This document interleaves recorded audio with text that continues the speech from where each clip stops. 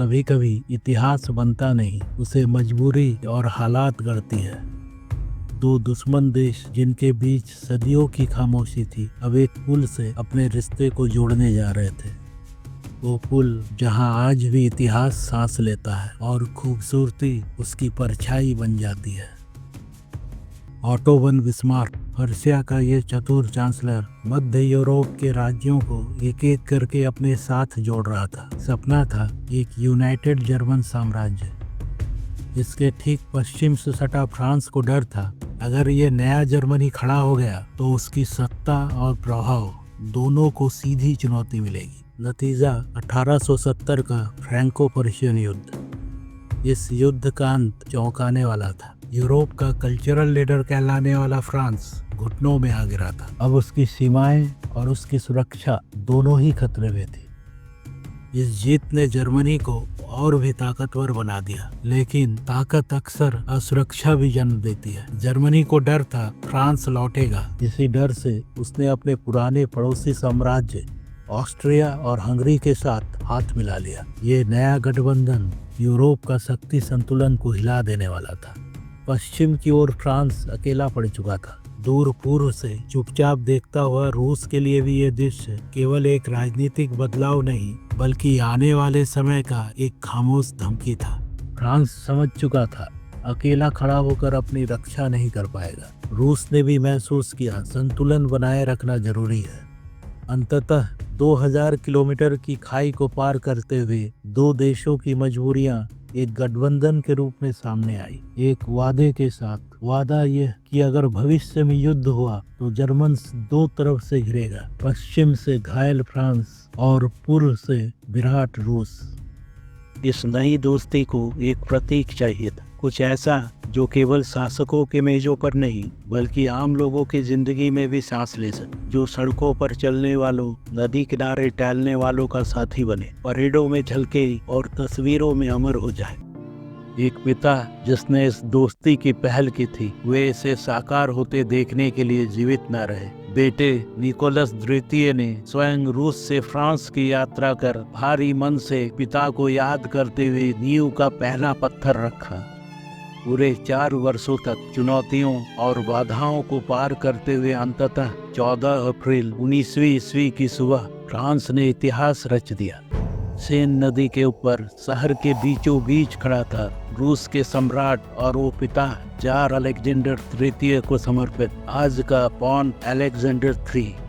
लगभग 160 मीटर लंबा और 40 मीटर चौड़ा ये ब्रिज करीब 700 टन वजनी स्टील से बना है।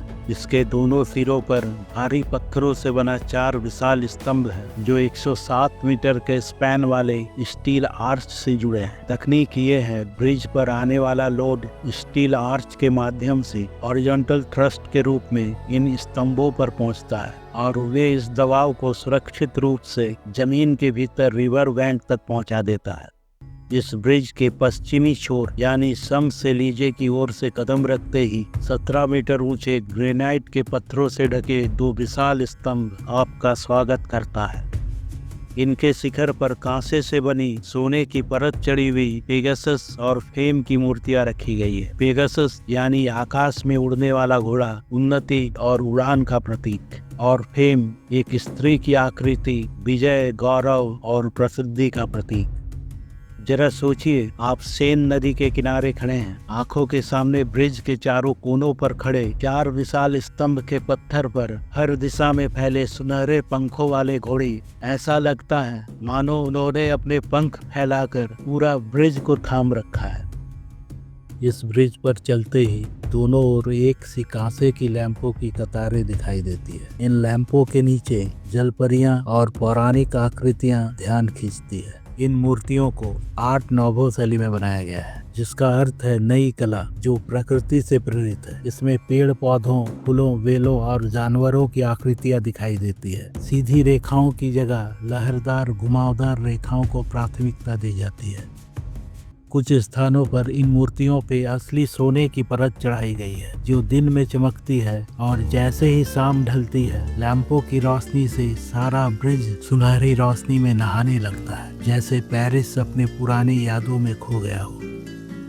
जब आप ब्रिज को दूर से देखते हैं तो इसके दोनों ओर स्टील आर्च के ऊपर दो विशाल कांच से प्लेटें चमकती है। इन्हें निम्फ कहा जाता है। ये ग्रीक और रोमन कथाओं की स्त्री की आकृतियां हैं जो नदियों और झरनों की आत्मा मानी जाती थी। जहां एक और रूस की नदी नीवा की निम्फ है जिसके बीच में रूस का कोट ऑफ आर्म्स 2 सिर वाला ईगल उकेरा गया है, और दूसरी ओर फ्रांस की नदी सेन का निम्फ जिसके केंद्र में राष्ट्रीय प्रतीक ढाल है। इस पर बना जहाज फ्रांस की समुद्री शक्ति और उद्योग का प्रतिनिधित्व करता है। जब आप ब्रिज के बीच में पहुंचते हैं तो नीचे लहरों की चमकती लकीरें आंखों में उतरने लगती है। चारों ओर से बहती पेरिस की हवा, नदी पर गुजरती नावों की हलचल, सब मिलकर जैसे किसी धीमी लय पे बहता हुआ दृश्य बन जाता है। कुछ पल ठहर कर इसे महसूस करने पर मजबूर कर देता है। सेन रिवर पश्चिम की ओर बहती है। उसकी दिशा में देखते ही दाईं ओर आसमान को छूता आईफल टावर नजर आता है। सामने नेपोलियन का मकबरा, रीजा वलीद का सुनहरा गुंबद सूरज की रोशनी में जलता हुआ प्रतीत होता है, और पीछे मुड़े तो शम्स लीजे की जीवंत सड़क बुलाती हुई सी लगती है। मानो कह रहा हो, यही है वो पेरिस जहाँ इतिहास अब भी सांस लेता है।